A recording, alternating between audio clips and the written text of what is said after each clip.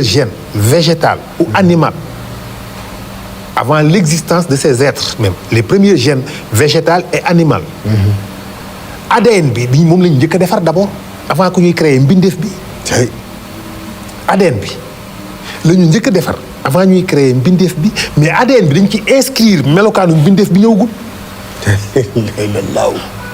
vous voyez donc comment est-ce possible ça veut dire il y a un programmeur il y a quelqu'un qui programme qui fait des programmes de benn créature l'ADN c'est mooy signature génétique bi nga xamante ni si nit moo nekk si moom mooy melokaan maanaam tey jii nit boo gis gènes yi nekk ci spermatozoïde yi bi ko sos tracé nañ ci marqueurs yi melokaanu waajooju ni muy mel ci spermatozoïde bi waaw waa ji bët yi nopp yi ni muy toll taay bi def nañ ko ci bët yi ni muy mel def nañ ko ci biir ADN bi pas sax spermatozoïde encore plus profond ADN spermatozoïde bi bëñ yi day am sacré yàlla melokaanu bëñ yi taayu bëñ yi nekk na ci karaw gi loxo yi ni muy toll conce yi taay bi muy am ci guddaay lépp dañ ko inscrire ci gène bi avant muy exister moom léegi le reste lan la mooy processus bi mu la wax mooy am léegi nag ça on laisse ça se développer mu réaliser wu moom laa lay wax toujours ni la badi'u samaawaati wal ardi xalaqa samaawaati wal ard mooy la création bi nga xamante ni si c'est ex nihilo ak la création bi nga xamante ni si c'est plus rationnel tout à fait c'est le démiurge tout à fait le démiurge c'est création bi nga xamante ni si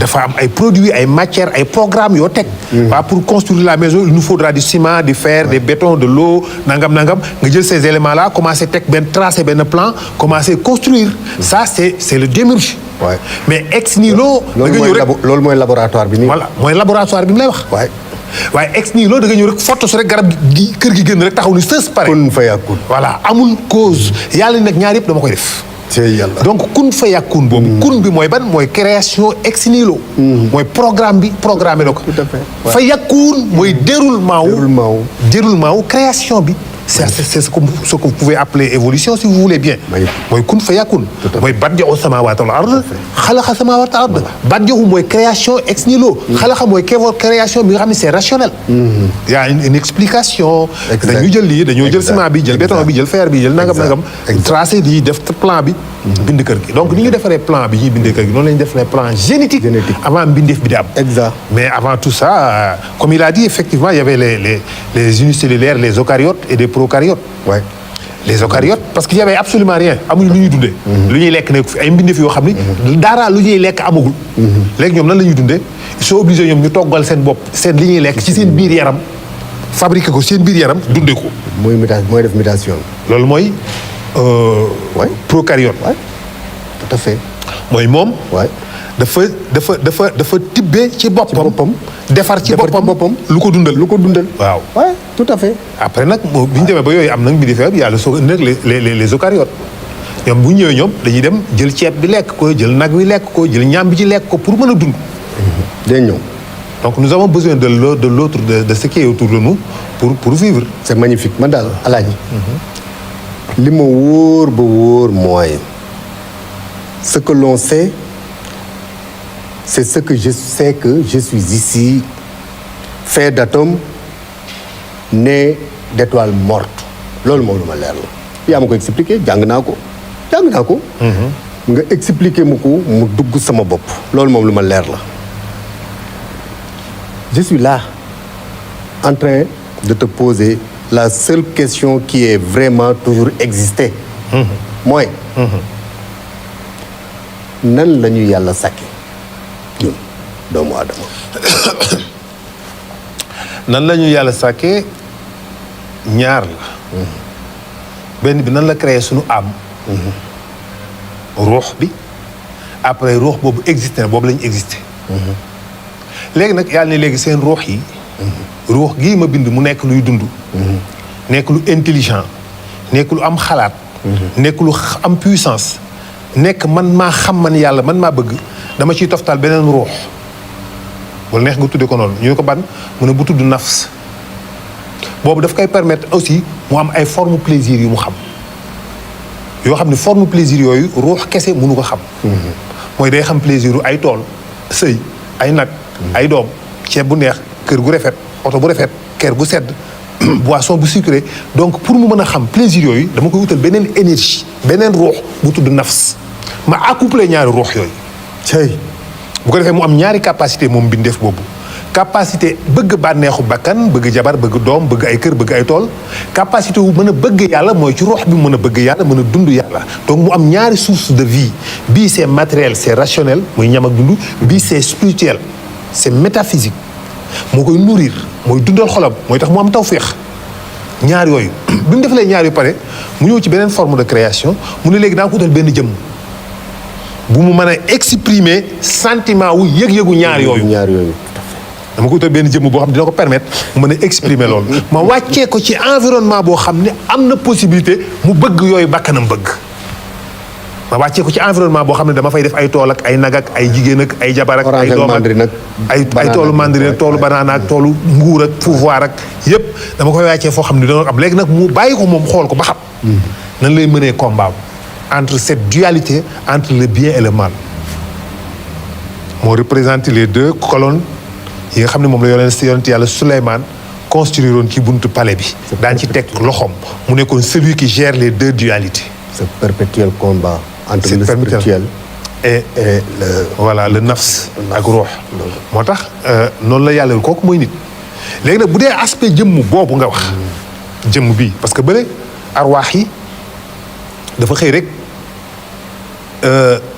génne ci boppam benn ruux muy ruux yenent bi moom la xëy rek génne ko ci boppam booba dara amul dara quand je dis dara mooy dara waaye absolument totalement rien moo wax ne mais voilà. Y avait que lui moom rek moo existé moo nekk pas d'espace pas de temps pas d'espace pas de matière moom rek moo am foofu rek moo existé moom fi mu nekk rek moo existé feneen existé wul moom fu mu nekk moom yàlla foofoo am feneen fu yàlla nekkul foofu amul le trône benn dimension la rek fa mu toog moom non toogu fa toogul déedéet yàlla fu muy toog xaw ma fi ne yàlla du toog du wéeru waaw nu mu def moom waaw parce que boo nee moom rek yaa ngi koy quantifier déjà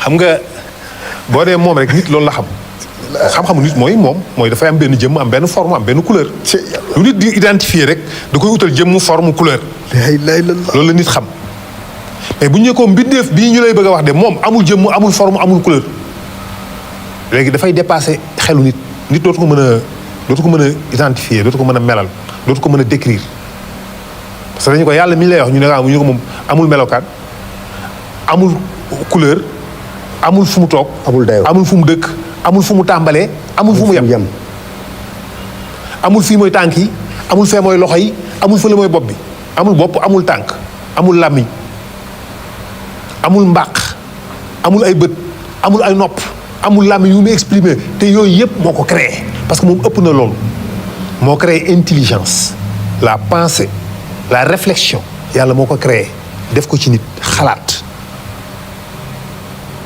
moom bokku ca wax naa la fii ni la yàlla amul xel amul xam-xam du xalaat am na ñu ci ñoo xam ne comprendre luñ ko ndeysaan yàlla du xalaat yàlla amul xel ku ko am mooy am na loo xamul loolu lay firi waa ji ni mu baree xam-xam mooy dafa am lu bare lu mu xam kon ça veut dire que ni ku bare loo xam mooy am na loo xamul waaye yàlla moom ci boppam moo peeg xam mooy xam ci moom la nekk moo koy maye gis nga moom nekkul ni xam-xam bi nit am di xalaat naan waaw comment est-ce qu'on va faire pour mën a def ay calcul mathématique non yàlla foofu moom c'est xam na lépp nekkal loolu nekk xam na lépp xam na waaw xam na lépp kenn terme boobu rek lañu am moo tax loolu ngay wax quoi yàlla xam na parce que mënoo wax lu ko dépassé mais yàlla ëpp na yàlla xam na mooy yàlla teewe na fekkee na nekk na lu jiitu ak luy bëgg am loola yàlla nekk na fa kon jarul may laaj fa yàlla nekk mi ngi fépp waaye bien sûr nekkul fépp a nekk ci moom fépp cëm yàlla nekkul fépp mais fépp a nekk ci yàlla fépp a nekk ci yàlla donc yàlla benn océan la boo xam ne à l'infini océan la boo xam ne à l'infini léegi nag li ngay dégg yëpp ay courses yu ay nangam ay espace la ci biir yàlla rek kese tout simplement c'est magnifique moo concerne suñu univers super la boue et l'eau c'est l'origine de l'espèce la boue et l'eau ban bi ak ndox la yàlla jël defal doomu aadama Mais la science ne parle pas de création divine. Moom, elle observe et décrit des mécanismes. Wax ne chaque être humain naît de la fusion d'un spermatozoïde et d'un ovule. Léegi doomu aadama bi yàlla njëkk a sàkk. Fan la d'où venait le spermatozoïde et l'ovule du premier humain? Voilà question bi loolu. Doomu aadama bi yàlla njëkk a sàkk. Fan la spermatozoïde ak ovule bi jógee? Spermatozoïde ak ovule fleur la. te Alaaji rokkos naa la ko de. Spermatozoïde. waaw ak ovule. waaw fleur la ci garab gi. pollen la ci garab gi. mais du garab gi. garab gee ko meññi. da ngay laaj fu garab gi jógee. fu garab gi jógee. waaw kay garab gi mooy aadama. dégg nga ma. non garab gi. waaw mooy aadama aadama moo meññi sperme. xawaa moo meññi ovule. ovule ak sperme fleur la bu garab gi meññi fruit la bu garab gi meññi pollen la waaye ñoom meññi wuñu garab gi garab gee leen meññi garab gee jiitu ba pare meññi fleur meññi graine. c'est magnifique. Il y avait c'est magnifique. bien avant l'existence de la graine. Comment la végétation la amee ci kaw suuf avant que la graine n'existait pas encore. Parce que végétation bi moo créé graine. Bien avant l'existence des arbres, des carbonifères, des arbres à graines, des arbres à fleurs. Il y avait d'autres formes végétales, tout à fait, d'autres vies végétales qui existaient sur la planète Terre. C'est ce qu'on appelle les spores. Les mouches, n'est-ce pas? Les mouches ñoo créé ce qu'on appelle des pétales. Yooyu pétales yooyu jël ay forme de cœur. ñoo njëkk a libéré ay pollen. pollen yooyu ñu fécondé ko mu créer les graines. nga soog a commencé am la matière graine donc Dieu a créé l'arbre après l'arbre a produit la fruit. donc nit la yàlla defar. nit créé spermatozoïde. mais aadama boobu nan la ko yàlla defaree donc bu fekkee moom nga jëlaat. waaye aadama boobu la yàlla jël nag ban. parce que comme yàlla décision bu ko neexoon yàlla day bindee aadama. hydrogène. bu nekkoon acide sulfurique moom la koy defaree. bu ko nekk mu def bu ko neexoon. amul ci yàlla plan de travail par force fii la fii mooy yoon bi pour defar nit fii mooy yoon bi pour defar kaña fii mooy yoon bi pour defar nag non yàlla amul ku yoon fépp a yam ci moom. tout à fait. bu ko neexoon nit ñi au lieu ñuy respirer de l'oxygène. mais nit ñi carbone la ñuy soxla. bu ko neexoon mu bindee ñu noo xam ne suñu jëmm suñu circulation sanguine carbone la ñuy soxla. bugguñu oxygène. c'est magnifique. acide la ñuy soxla soufre la ñuy soxla bugguñu oxygène. c'est magnifique. mais moo décidé bindee façon boo xam mu ne bii moom wa minal maa'i kullu shay'in hayy ci ndox laa koy defee. xalaqa kulla daabatin min maa. yëpp xalaqa kulla daabatin min maa. kon donc comme ndox la nag c'est on a besoin d'oxygène et d'hydrogène. moo tax ñaar yooyu la ñuy soxla. hydrogène. oxygène la ñuy respirer. hydrogène moo ñu constitué en grande partie. c'est magnifique. donc il y a un peu de carbone aussi du carbone le carbone et cetera voilà. donc à partir de ban boobu nag la bàyyi mu nëb mu fermenté ko mu am ay matières organiques am ay particules organiques yoo xam ni mbindeef yi fi dundoon dee décomposé wu. garab yi fi màggoon dee décomposé wu. gàncax yi fi juddu woon dee décomposé wu. dinosaures yi fi jaaroon dee décomposé wu. jaxaseeg suuf si. suuf soosu la yàlla jël wàll wi raxas ko. raxasit yooyu nekk benn ban bu ñuul déposé wu fenn mu jël calcaire boobu bàyyi ko mu fermenté ba nëpp mu tabax ci nit mu nekk nit am ay cellules. c'est magnifique. moo tax mu ne ñoo bind nit. magnifique ci ban bu tooy ban bu nëpp. ban bu nëpp. min salsalin min amain mashnun. al amain mashnun. mooy ban bu nëpp. mu ne ci laa leen bindi. donc bàyyi ko nag mu wow mu séché donc ñu am ay particules organiques ñu nekk donc ay mbindeef yoo xam ni c'est biologique. c'est magnifique. ñu am ay cellules am ay molécules moo tax boo ñu xoolee ñu nekk rab yi fi nekk ak ñëpp ñoo yem. très bien nous sommes des poussières d'étoiles comme tu l'as dit. c'est magnifique. mais yow ak mbaam xuux mais kañe yeeg fas yeeg bëy yeeg gëlëm yi yéen a bokk li leen composé. c'est magnifique. les mêmes éléments moo leen composé. c'est magnifique. donc yéen ñëpp da ngeen di soxla ñam soxla oxygène. dellu nga ci waxu sëñ Moustapha Ba. évidemment c'est magnifique. ala kulli xaal. oui. yàlla sàkk na ma juddu naa. dama juddu tëdd. raam taxaw dox sëggaat tëddaat dee. comment expliquer ce cycle de la vie? wa man nu'ammirhu nunakkishu fi xalqi yàlla mu ne lépp lu ma bind rek bu guddee fan dana mujj dellu sëngëm màggat liis moo bindee création bi noonu. imagine toi que màgget amul. kenn du màgget. kenn du màgget. bu loolu amoon kenn du màgget kenn du dee ñuy dund noonu rek di dem. D'abord la femme va continuer de faire des enfants pendant 100 ans. nit ñi di dund 100 ans donc jigéen bi dund 100 ans mën na am peut-être 500 doom parce que day nekk toujours jeune en bonne santé di mën a am doom góor bi day mën a continuer di am doom ñu dund 100 ans màggetuñu comme ñaata la ñuy doon sur la planète Terre aujourd'hui nous allons être 2000 milliards. kon dañuy serré.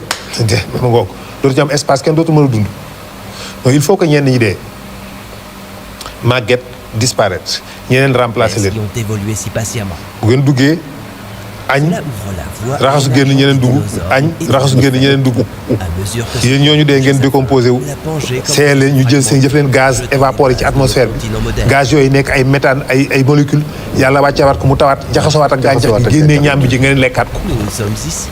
vous vous rendez même pas compte. C'est magnifique. vous vous rendez même pas compte. wallaay. gaz yooyu muy génnaat évaporé nit ki décomposé wu day libéré gaz yi nekkoon ci yaram bi gaz boobu dafay dem dans l'atmosphère peut-être taw bi wàcceewaat ko yenn yi garab yi absorbé ko mun génnaat ci fruits yi boo demee même marqueur génétique yi peut-être nga fekk ko fa. Lorsque nous voyagerons 1 milliard daal ci suuf la jógee ci suuf lay dellu. voilà parce que yii bokkul ci yow C'est magnifique. jëmm ji ñu la wutal c'est pas toi ça fait pas partie de toi.